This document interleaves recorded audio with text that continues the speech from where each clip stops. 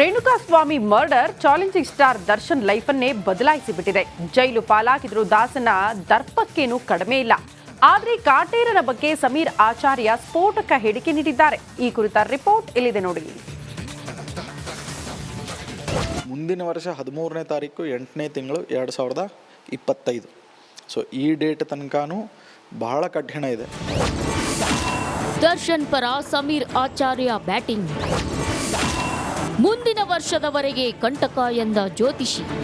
ದರ್ಶನ್ ಈಗಿನ ಸ್ಥಿತಿಗೆ ಕಾರಣವೇನು, ಮುಂದೆ ಏನಾಗಲಿದೆ ಅಂತ ರಿಪಬ್ಲಿಕ್ ಕನ್ನಡಕ್ಕೆ ಸಮೀರ್ ಆಚಾರ್ಯ ಎಕ್ಸ್ಕ್ಲೂಸಿವ್ ಮಾಹಿತಿ ನೀಡಿದ್ದಾರೆ. ದರ್ಶನ್ಗೆ ದೈವಾಪಚಾರ ಕಾಡುತ್ತಿದೆಯಂತೆ. ದೈವಾಪಚಾರ ಮಾಡಿದ್ರಿಂದಲೇ ಕೊಲೆ ಕಂಟಕ ಶುರುವಾಗಿದೆಯಂತೆ. ಹೀಗಂತ ಸಮೀರ್ ಆಚಾರ್ಯ ಹೇಳಿದ್ದಾರೆ. ಒಂದು ಮಾತಿನ ಭರದೊಳಗ ಒಂದು ಅಪಚಾರ ಇವ್ರ ಕಡೆಯಿಂದ ದೈವದ ಅಪಚಾರ ಅಂತ ನಾವು ಹೇಳ್ತೇವೆ. ಆ ದೈವದ ಅಪಚಾರ ನಡೆದು ಹೋಗ್ಯದ. ಹಿಂಗಾಗಿನೇ ಅದು ಅವರಿಗೆ ದೋಷರೂಪೇಣ ಈ ರೀತಿಯಾಗೆಲ್ಲ ಕಾಡ್ಲಿಕ್ಕತ್ತಿತ್ತು.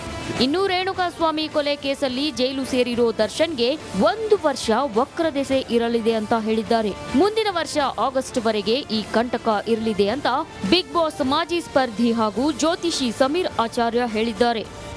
ಮುಂದಿನ ವರ್ಷ 13ನೇ ತಾರೀಕು 8ನೇ ತಿಂಗಳು 2025.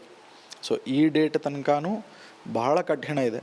ಬಟ್ ಗುರುವಿನ ಒಂದು ಅನುಗ್ರಹ ಇದ್ದಿದ್ದರಿಂದ ಅವ್ರು ಏನು ಕೇಳ್ತಾರೆ ಅಂದರೆ ಜೈಲ್ದೊಳಗೆ ಇದ್ಕೊಂಡೇ ಏನು ಕೇಳ್ತಾರೆ ಅದೆಲ್ಲನೂ ಅವ್ರಿಗೆ ಸಪ್ಲೈ ಆಗ್ತದೆ. ಆಮೇಲೆ ಅವ್ರು ಕೊಡೋದೆಲ್ಲ ಬರ್ತದೆ. ಬಟ್ ಇದೊಂಚೂರು ದೀರ್ಘಾವಧಿಯಾಗಿ ಹೋಗ್ತದೆ. ಅವ್ರು ಎಷ್ಟೇ ಪ್ರಭಾವಶಾಲಿಯಾಗಿದ್ದರೂ ಕೂಡ ದೀರ್ಘಾವಧಿಯಾಗಿ ಕರ್ಮ ಅವರನ್ನು ತೆಗೆದುಕೊಂಡು ಹೋಗ್ತದೆ.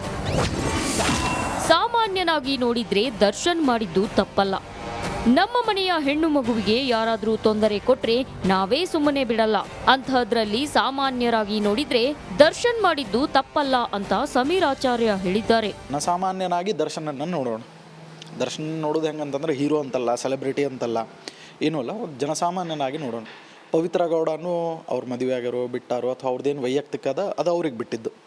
ಆದರೆ ಒಬ್ಬ ಹೆಣ್ಮಗಳಿಗೆ ಒಬ್ಬ ವ್ಯಕ್ತಿ 5 ತಿಂಗಳುಗಳ ಕಾಲ ನಿರಂತರವಾಗಿ ಅಶ್ಲೀಲವಾದಂತಹ ಮೆಸೇಜ್ಗಳನ್ನು ಕಳಿಸ್ತಾನೆ ಅಂತಂತಂದರೆ ಒಬ್ಬ ಕುಟುಂಬದ ಸದಸ್ಯನಾಗಿ ಏನು ಮಾಡಬೇಕಾಗಿತ್ತೋ ಅದನ್ನು ದರ್ಶನ ಮಾಡಿದ್ದು ಅತ್ಯಂತ ಶ್ಲಾಘನೀಯ. ಯಾಕೆ ಒಂದು ಸತ ಈ ನಮ್ಮ ಹುಬ್ಬಳ್ಳಿ ಒಳಗೆ ಹಿರೇಮಠ ಅವ್ರ ಕೇಸ್ ಆಯಿತು. ಎಲ್ಲರೂ ಬಂದು ಹೋದ್ರು ಅವ್ರ ಮನೆಗೆ. ಆದರೆ ನ್ಯಾಯ ಇವತ್ತಿನವರೆಗೂ ಅವ್ರ ಮನೆಗೆ ಬರಲಿಲ್ಲ. ಅಂದರೆ ಇದೆಲ್ಲವನ್ನು ಗಮನದೊಳಗೆ ಇಟ್ಕೊಂಡಾಗ ಒಂದು ರೀತಿ ಆ ಒಂದು ಶಿಕ್ಷೆ ಆಗಿದ್ದು ಸರಿ. ಆದಷ್ಟು ಬೇಗ ದರ್ಶನ್ ಹೆಸರಲ್ಲಿ ಕಾಳಸರ್ಪ ದೋಷ ಮಾಡಬೇಕು, ಇಲ್ಲವಾದಲ್ಲಿ ಸಂಕಷ್ಟ ಮತ್ತಷ್ಟು ಜಾಸ್ತಿ ಆಗಲಿದೆ ಅಂತ ಕೂಡ ಹೇಳಿದ್ದಾರೆ. ಅದು ಕಾಳಸರ್ಪ ದೋಷ ಒಂದು, ಅದನ್ನು ಎಷ್ಟು ಬೇಗ ಆಗ್ತದೆ ಅದನ್ನು ಅಷ್ಟು ಬೇಗ ಪರಿಹಾರ ಮಾಡ್ಕೊಳ್ಬೇಕು. ಜೈಲಲ್ಲಿ ಒದ್ದಾಡ್ತಿರೋ ದರ್ಶನ್ ಬಗ್ಗೆ ಸಮೀರ್ ಆಚಾರ್ಯ ಬ್ಯಾಟ್ ಬೀಸಿದ್ದು ಅವರು ಮಾಡಿದ್ದು ತಪ್ಪಿಲ್ಲ ಅಂದಿದ್ದಾರೆ. ಅಲ್ಲದೆ ಮುಂದಿನ ವರ್ಷದವರೆಗೆ ಈ ಪರದಾಟ ಇರುತ್ತೆ ಎಂದಿದ್ದಾರೆ. ಮುಂದೇನಾಗಲಿದೆ ಅಂತ ಕಾದು ನೋಡಬೇಕಿದೆ. ಪ್ರಕಾಶ್ ಹಿರೇಮಠ, ರಿಪಬ್ಲಿಕ್ ಕನ್ನಡ, ಹುಬ್ಬಳ್ಳಿ. ಬಳ್ಳಾರಿ ಜೈಲಲ್ಲಿ ವಿಲವಿಲ ಅಂತ ಒದ್ದಾಡ್ತಾ ಇರುವ ಭೂಪತಿಗೆ ದಿಕ್ಕೆ ತೋಚದಂತಾಗಿದೆ. ಅಯ್ಯನ್ನ ದರ್ಪಕ್ಕೆ ಕಾಕಿ ಫುಲ್ ಸ್ಟಾಪ್ ಇಟ್ಟಿದ್ದು ಹೊರ ಬರುವ ದಾರಿ ಹುಡುಕ್ತಿದ್ದಾನಂತೆ. ಈ ಕುರಿತ ಒಂದು ವರದಿ ಇಲ್ಲಿದೆ ನೋಡಿ.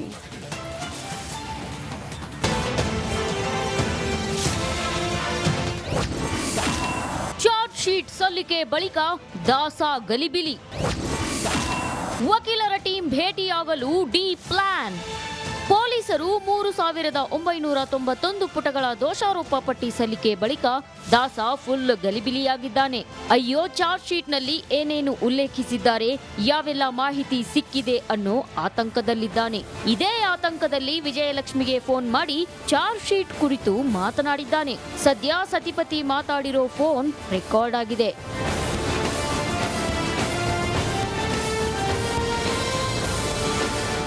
ಇನ್ನು ಚಾರ್ಜ್ ಶೀಟ್ ಬೆನ್ನಲ್ಲೇ ಕಾಟೇರ ಇಂದು ಲೀಗಲ್ ಟೀಮ್ ಭೇಟಿಯಾಗುವ ಸಾಧ್ಯತೆ ಇದೆ. ಈ ವೇಳೆ ದೋಷಾರೋಪ ಪಟ್ಟಿಯಲ್ಲಿರುವ ಅಂಶಗಳ ಬಗ್ಗೆ ವಕೀಲರ ತಂಡ ದಾಸನಿಗೆ ಮಾಹಿತಿ ನೀಡಲಿದೆ. ಚಾರ್ಜ್ ಶೀಟ್ ಪ್ರತಿ ಪಡೆದು ಜೈಲಿನಲ್ಲಿರುವ ದರ್ಶನ್ಗೆ ವಿವರಣೆ ನೀಡೋ ಸಾಧ್ಯತೆ ಇದೆ. ಚರ್ಚೆ ಬಳಿಕ ಜಾಮೀನು ಅರ್ಜಿ ಸಲ್ಲಿಕೆ ಸಾಧ್ಯತೆ. ದರ್ಶನ್ ಜೊತೆ ಚರ್ಚೆ ನಡೆಸಿದ ಬಳಿಕ ಬೇಲ್ ಅಪ್ಲಿಕೇಶನ್ ಹಾಕೋ ಬಗ್ಗೆ ಚರ್ಚೆ ನಡೆಸುವ ಸಾಧ್ಯತೆ ಇದೆ. ವಕೀಲರ ತಂಡ ಮಾತ್ರವಲ್ಲ, ದರ್ಶನ್ ಪತ್ನಿ ವಿಜಯಲಕ್ಷ್ಮಿ ಕೂಡ ಬರೋ ಸಾಧ್ಯತೆ ಇದೆ. ಇಂದು ಅಥವಾ ನಾಳೆ ಮತ್ತೆ ಬಳ್ಳಾರಿ ಸೆಂಟ್ರಲ್ ಜೈಲಿಗೆ ವಿಜಯಲಕ್ಷ್ಮಿ ಭೇಟಿ ನೀಡುವ ಸಾಧ್ಯತೆ ಇದೆ.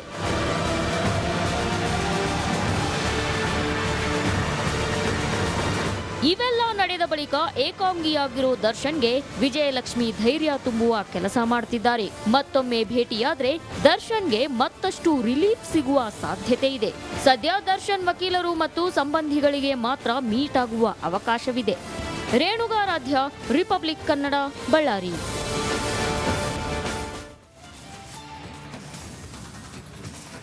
ಮಾಲಿವುಡ್ ಮೈಗೆ ಅಂಟ್ಕೊಂಡಿದ್ದ ಅನಿಷ್ಟ ಈಗ ಚಂದನವನಕ್ಕೂ ಮೆತ್ತಿಕೊಂಡಿದೆ. ಕಾಸ್ಟಿಂಗ್ ಕೌಚ್ ಗಂಧದ ಗುಡಿಯ ಸುಗಂಧವನ್ನ ಹಾಳು ಮಾಡಿದೆ. ಸೆಕ್ಸ್ ದೋಖಾ ವಿರುದ್ಧ ಸಿನಿತಾರೆಯರು ಕೆರಳಿ ಕೆಂಡವಾಗಿದ್ದಾರೆ. ಈ ಕುರಿತ ಒಂದು ವರದಿ ಇಲ್ಲಿದೆ ನೋಡಿ.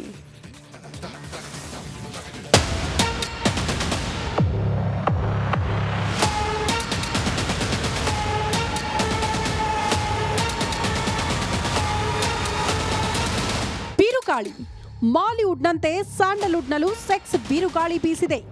ಚಂದನವನದಲ್ಲೂ ಮಲಯಾಳಂ ಚಿತ್ರರಂಗದಂತೆ ಸೆಕ್ಸ್ ದೋಖಾ ಬಯಲಾಗಿದೆ.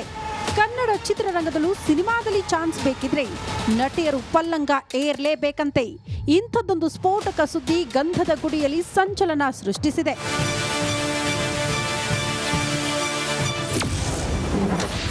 ಸಿಎಂ ಸಿದ್ದರಾಮಯ್ಯಗೆ ಪತ್ರ ಬರೆದ ಸೆಲೆಬ್ರಿಟೀಸ್. ಹೇಮಾ ಸಮಿತಿ ರಚನೆಯಾಗಿದ್ದೇ ತಡ ಮಲಯಾಳಂ ಚಿತ್ರರಂಗದ ಕರ್ಮಕಾಂಡಗಳು ಬಟಾಬಯಲಾಗಿದೆ. ಒಂದೊಂದೇ ಸೆಕ್ಸ್ ಹಗರಣ ಬಯಲಿಗೆ ಬಂದಿದೆ. ಶಾಕಿಂಗ್ ವಿಷಯ ಅಂದ್ರೆ ಚಂದನವನದಲ್ಲೂ ಕಾಸ್ಟಿಂಗ್ ಕೌಚ್ ತನಿಖೆಗೆ ಸಿನಿ ತಾರೆಯರು ಆಗ್ರಹಿಸಿದ್ದಾರೆ.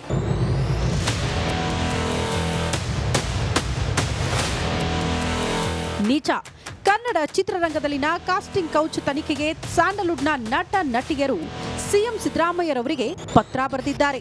ಖುದ್ದು ನಟಿ ಆಶಿಕಾ ರಂಗನಾಥ್, ಅಂದ್ರಿತಾ ರೈ ಸೇರಿದಂತೆ ಹಲವು ಸಿನಿ ತಾರೆಯರು ಸಹಿ ಹಾಕಿದ್ದಾರೆ.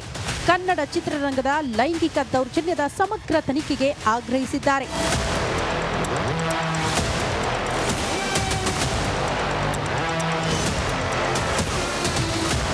ಸಿಎಂಗೆ ಬರೆದ ಪತ್ರದಲ್ಲಿ ಸಹಿ ಹಾಕಿದ್ದೇವೆ ಅಂತ ಖುದ್ದು ನಟಿ ಅಂದ್ರಿತಾ ರೈ ಆಶಿಕಾ ರಂಗನಾಥ್ ರಿಪಬ್ಲಿಕ್ ಕನ್ನಡಕ್ಕೆ ಖಚಿತ ಮಾಹಿತಿ ಕೊಟ್ಟಿದ್ದಾರೆ.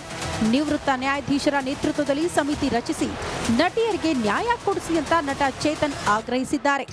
ಖಂಡಿತ ನನಗೆ ಭಾಳ ಜನ ಮಹಿಳೆಯರು, ನಟಿಯರು, ಮತ್ತು ನಾವು ಕೂಡ ICC ಮಾಡಿದಾಗ ಬರೀ ನಟಿಯರಷ್ಟೇ ಅಲ್ಲ, ಎಷ್ಟೋ ಜನ ಒಕ್ಕೂಟದಲ್ಲಿರೋ ಕಾರ್ಮಿಕ ಮಹಿಳೆ, ಹೇರ್ ಡ್ರೆಸ್ಸರ್ಸ್ಗಳು, ಅನೇಕ ರೀತಿಯಲ್ಲಿ ಇದು ನಾವು ನಡೆದಿದೆ.